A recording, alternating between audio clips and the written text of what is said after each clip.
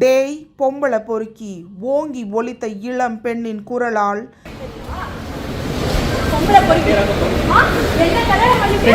கோவை விமான நிலையமே அதிர்ந்தது.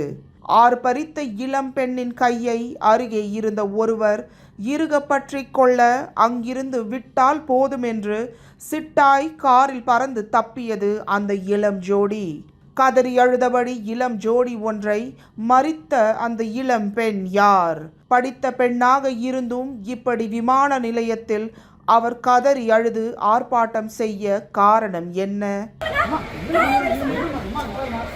கோவையில் பிரபல தொழிலதிபர் ஒருவரின் மகன் அந்த இளைஞர். பட்ட படிப்பை முடித்த கையோடு அப்பாவின் தொழிலுக்கு உதவியாக இருந்த அந்த இளைஞன் எப்போதும் சமூக ஊடகங்களில் மூழ்கி கிடப்பது வாடிக்கை. இதில் இளம் பெண்களை தேடி பிடித்து நட்பு ஏற்படுத்தி கொண்டு அவர்களுடன் சாட்டிங் செய்வது, டேட்டிங் போவது என்று உல்லாச வாழ்க்கை வாழ்ந்து வந்துள்ளார். இப்படி அறிமுகமான ஒரு இளம் பெண்ணுடன் மிகவும் நெருக்கமாக அவர் பழகி வந்துள்ளார். இவர்களின் நெருக்கம் எல்லை மீறியதை கண்டுபிடித்த இளைஞரின் பெற்றோர் உடனடியாக தங்கள் அந்தஸ்துக்கும் வசதிக்கும் ஏற்ற பெண்ணை பார்த்து ஆடம்பரமாக திருமணத்துக்கும் ஏற்பாடு செய்தனர். இதனை அறிந்த இளம் பெண்ணை சமாளிக்க திருமணத்துக்கு முன்னரே அவருக்கு இளைஞர் தாலி கட்டியதாக கூறப்படுகிறது. பெற்றோர் விருப்பப்படி நடந்த பிரம்மாண்ட விழாவில் திருமணமும் செய்து கொண்ட இளைஞர் தனது புது மனைவியுடன் வெளிநாட்டுக்கு ஹனிமூன் ட்ரிப் சென்று விட்டார். இளம் பெண்ணின் தொடர்பையும் துண்டித்து கொண்டாராம் வெறுத்து போன இளம்பெண். கோவை பீளமேடு காவல் நிலையத்துக்கு சென்று இளைஞர் மீது ஆதாரங்களுடன் புகார் அளித்துள்ளார். ஆனால் போலீஸ் நடவடிக்கை எடுக்கவில்லை என்று கூறப்படுகிறது.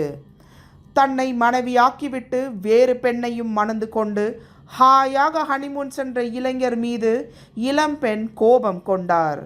இளைஞரின் நண்பர் மூலம் ஹனிமூன் சென்ற புது மாப்பிள்ளை எப்போது கோவை திரும்பி வருகிறார் என்பதை தெரிந்து கொண்டு விமான நிலையத்துக்கே வந்து காத்திருந்தார்.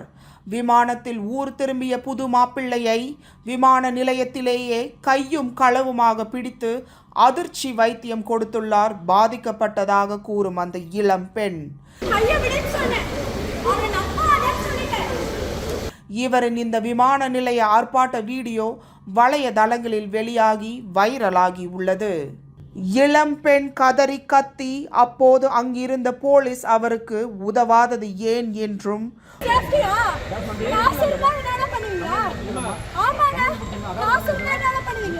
பொது இடத்தில் இளம் பெண்ணின் கையை பிடித்து இளைஞனை தப்பவிட்ட நபர் மீது நடவடிக்கை எடுக்காதது ஏன் என்றும் நெட்டிசன்கள் கேள்வி எழுப்பி வருகிறார்கள்.